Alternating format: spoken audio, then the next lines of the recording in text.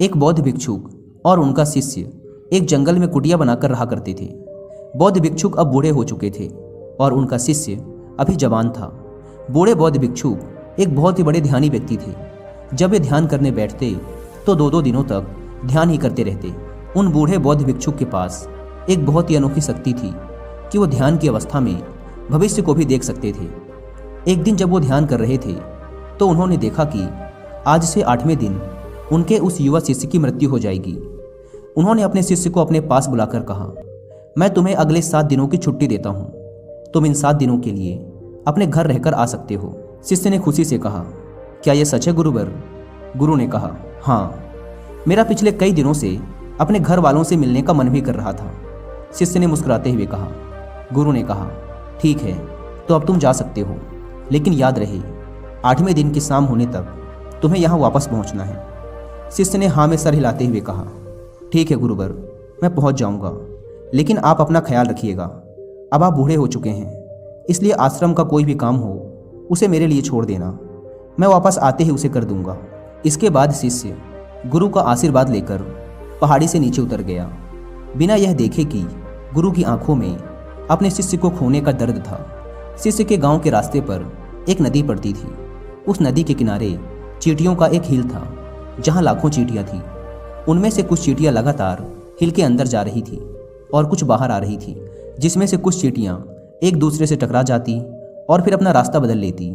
यह सब देख उस शिष्य को बड़ा आनंद आ रहा था। वह कुछ देर तक वहीं खड़ा होकर उन चींटियों को देखता रहा। फिर अचानक उसका ध्यान नदी की तरफ गया। उसने देखा कि नदी का पानी धीरे धीरे बढ़ रहा है, जिससे उठने वाली लहरें चींटियों के हिल के पास तक पहुंच सकती हैं, जिसके वजह से ये लाखों चींटियां बेवजह मारी जाएंगी। यह सोच उसने तुरंत ही अपने ऊपर के कपड़े उतारे और उसमें मिट्टी भरकर चींटियों के हिल के चारों तरफ एक घेरा सा बना दिया। साथ ही उसने बड़े ही कलात्मक तरीके से मिट्टी को काट कर एक छोटी सी नाली बना दी, ताकि लहरों से आने वाला पानी नाली के माध्यम से वापस नदी में चला जाए। इसके बाद वह नदी पार कर अपने घर चला गया। घर पहुंचने के बाद उसके 8 दिन कब बीत गए उसे पता ही नहीं चला। 8वें दिन उसे याद आया कि आज शाम तक तो गुरु ने आश्रम में वापस लौटने का आदेश दिया था। उसने उस रात ही अगली सुबह आश्रम के लिए निकलने हेतु सारी तैयारी कर ली थी। सुबह होते ही वह आश्रम के लिए निकल पड़ा। उसे उम्मीद थी कि वो शाम होने से पहले आश्रम वापस पहुंच जाएगा। शाम हो चुकी थी। यहाँ गुरु आश्रम में बैठे बैठे यह सोच रहे थे कि आज तो 9वां दिन है, अब तक तो मेरा शिष्य इस दुनिया को छोड़ चुका होगा। वो इस बात से काफ़ी दुखी थे कि वो मरने से पहले आखिरी बार अपने शिष्य को देख ना सके। गुरु बैठे हुए ये सब सोच ही रहे थे कि उन्हें दूर से एक इंसान आता हुआ दिखाई दिया। उन्होंने ध्यान से देखा तो चौंक गए। अरे, ये तो मेरा शिष्य है। गुरु ने दौड़कर शिष्य को गले से लगा लिया, लेकिन वो इस बात से अचंभित भी थे कि 8 दिन बीत जाने के बाद भी अब तक वो शिष्य जिंदा कैसे है।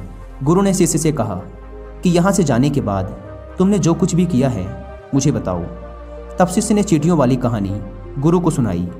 कहानी सुनते ही गुरु को यह समझते देर न लगी कि शिष्य ने लाखों चींटियों की जान बचाई थी और उसके इसी कर्म का परिणाम है कि शिष्य को एक लंबा और खुशहाली भरा जीवन प्राप्त हुआ है।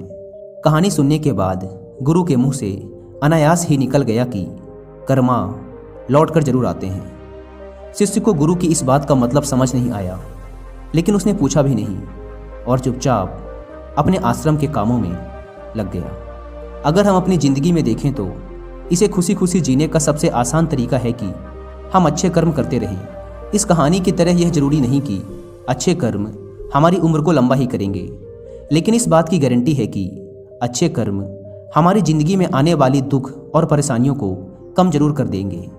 कर्मों का एक बहुत ही साधारण सा सिद्धांत है कि हम जो कुछ भी करते हैं उसका कई गुना लौटकर हमारे पास ही आता है। फिर चाहे वो अच्छे कर्म हों या बुरे, दोनों ही कई गुना होकर हमारे पास आते हैं। अच्छे कर्म करने के लिए ये जरूरी नहीं कि हमारे पास पैसा ही होना चाहिए, और ना ही सिर्फ किसी की जान बचाना ही अच्छा कर्म कहलाता है। किसी असहाय की छोटी सी मदद करना भी अच्छा कर्म है। किसी डीमोटिवेटेड इंसान को मोटिवेट करना भी अच्छा कर्म है। किसी दुख भरे इंसान को संतावना देना भी अच्छा कर्म है। कुल मिलाकर अगर हम किसी भी तरीके से किसी के दुख को कम कर पाए तो वो एक अच्छा कर्म है। और जैसे गलत कर्म करने से हमें बुरा लगता है, और दुख भी होता है, ठीक उसी तरह अच्छे कर्म करने से हमें सुख की अनुभूति होती है। इसलिए अगर हम अपनी ज़िंदगी में खुश रहना चाहते हैं तो हमें आज से ही दूसरों के दुख दर्दों को कम करने की कोशिश शुरू कर देनी चाहिए और हम देखेंगे कि हमारी लाइफ अपने आप ही खुशियों से भर जाएगी।